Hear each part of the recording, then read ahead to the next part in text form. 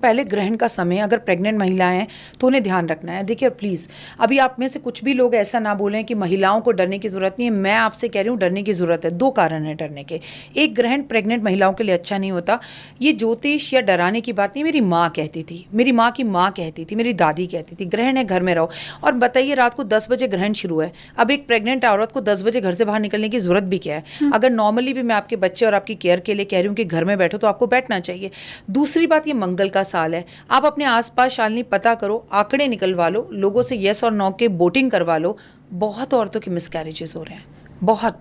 उसका रीज़न है, पहले तो वो प्रेग्नेंट ही नहीं हो रही थी, मंगल ने उन्हें प्रेग्नेंट किया। एक गुड न्यूज़ दी मंगल, क्योंकि आपके जीवन में अच्छी भी चीज़ें लेकर आता है, आपका विवाह करवाता है, आपके सपनों को पूर्ण करता है, आपके घर का सपना पूरा करता है।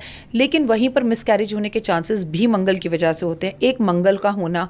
दूसरा, ये 9वां महीना होना सितंबर का। तीसरा, ग्रहण का होना। उसके 15 दिन बाद सूर्य ग्रहण का होना। तो भैया अगर आप प्रेग्नेंट हैं तो चुपचाप घर बैठे। और 10 बजे ये ग्रहण शुरू होगा 9:59 पर 7 सितंबर रात को। 1:26 में रात्रि में खत्म होगा। ये पूर्ण ग्रहण है, उस दिन पूर्णिमा है। और क्या इस ग्रहण का असर भारत में? जी हाँ है। तो इसका सूतक काल जो है वो 9 घंटे पहले लग जाएगा।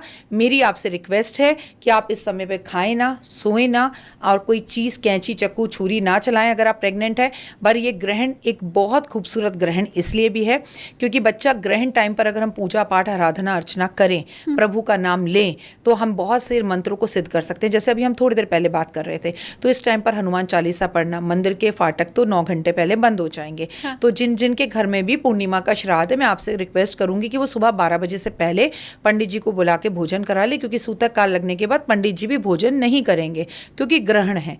तो इसीलिए पूर्णिमा का ग्रहण, अगर पूर्णिमा का श्राद्ध अगर आपके यहाँ पर है तो आप 12 बजे से पहले श्राद्ध करें, पूजा पाठ कर ले 12 बजे से पहले। उसके बाद तो मंदिर के फाटक बंद हो जाएंगे। 8 तारीख को सुबह खुलेंगे, फिर भगवान स्नान करेंगे, आप स्नान करेंगे, गंगा जल का स्नान होगा, फिर मंदिर में पूजा पाठ होगा। तो ये तो क्लियर है। लेकिन इसका असर राशियों पर भी हो रहा है, और मैं लिख कर लाई हूँ आपके लिए कि किस राशि पर क्या असर हो रहा है, क्योंकि एक लंबा असर है। अगर आप ये चीज़ों पर ध्यान दें तो आप अपने बेकार के रिश्तों में प्रॉब्लम्स आने से बहुत चीज़ों को बचा सकते हैं।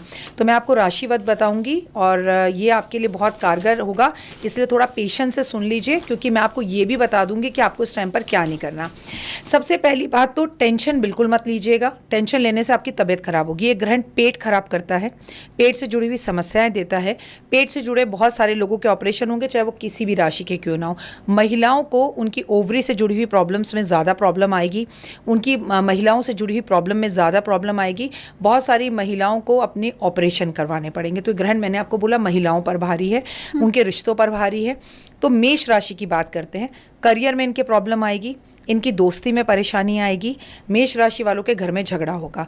करें क्या? आपको ग्रहण के टाइम पर गेहूं का दान करना है। अब ग्रहण रात को 10 बजे है, अगले दिन सुबह 8 बजे उठकर दान कीजिए।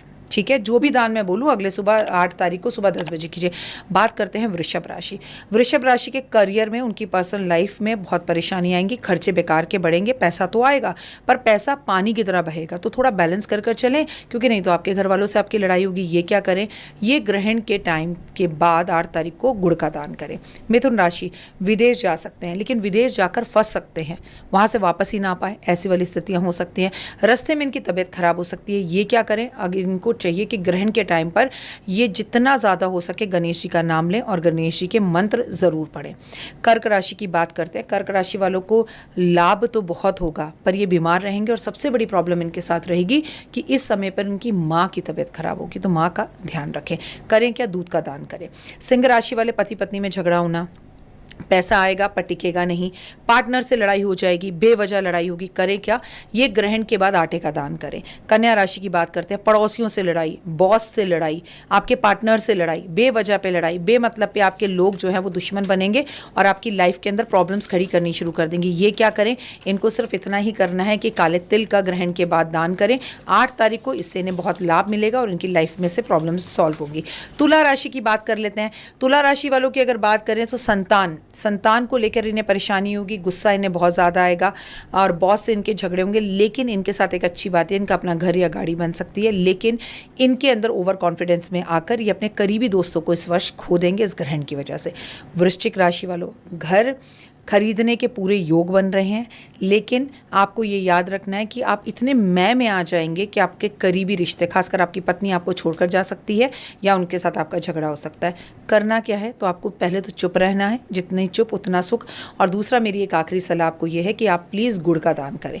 धनु राशि वालों, भाई बहनों के साथ लड़ाई झगड़ा होगा, ओवर कॉन्फिडेंस रहेंगे, पड़ोसी आपको तंग करेंगे और चलती नौकरी आपकी जा सकती है। करना क्या है, इनके ऊपर याद रखना, शनि की ढैया भी चल रही है, तो आपको कुछ नहीं करना, पीली चीज़ों का दान करें ग्रहण के बाद। मकर राशि वाले, धन की प्राप्ति होगी, पुराने दोस्त आपका साथ देंगे क्योंकि शनि की 3.5 पे से उतर गए, परंतु इनको खुद ही हॉस्पिटल पहुंचना पड़ेगा, इनका कोई एक्सीडेंट भी हो सकता है, उसका ध्यान रखें। करना क्या है, सरसों के तेल का दान करें। कुंभ राशि के अंदर अगर मैं बात करूं जिसमें ग्रहण लगने जा रहा है, तबीयत खराब होगी, नेगेटिविटी आएगी, घर में नज़र लगेगी, लड़ाई झगड़े होंगे, पैसा नहीं आएगा, बेवजह खर्चा होगा या पैसा फंसेगा।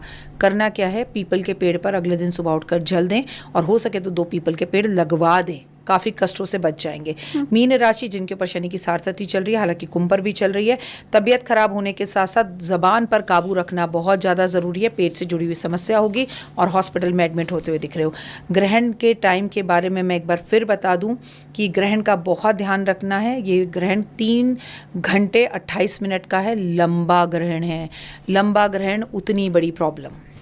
एक चीज़ मैं हमेशा कहती हूँ, मुझे लगता है व्यूवर्स भी इस बात को ज़रूर मानेंगे, अगर आप बहुत प्रोग्रेसिव हो गए हैं, बहुत आगे बढ़ गए हैं और ये मानते हैं कि ग्रहण एक खगोलीय घटना है, इसका ज्योतिष से और किसी चीज़ से कोई मतलब नहीं है, तो आप किसी भी मंदिर के कपाट खुलवा के दिखा दो। सही बात। आप किसी भी मंदिर में जा कर के वहाँ पंडित जी को बोलो कि द्वार खोल दो, आप भगवान को भोग लगा के दिखा दो।